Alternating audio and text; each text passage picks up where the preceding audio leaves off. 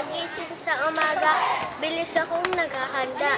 Makain ng agahan ng ang tiyan ko'y magkalaman. Maliligot pagsisipilyo, magbibihis, manunuklay.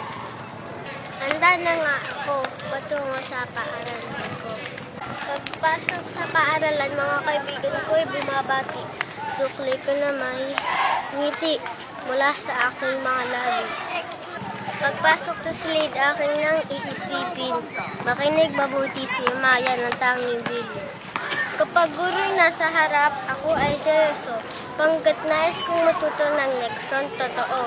Makikipag-usap sa katabi ay aking iniiwasan.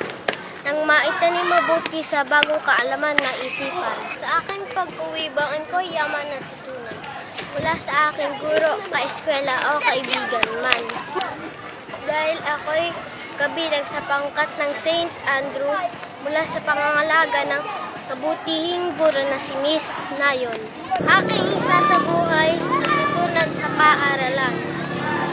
Nang hirang nitong sintang bayan.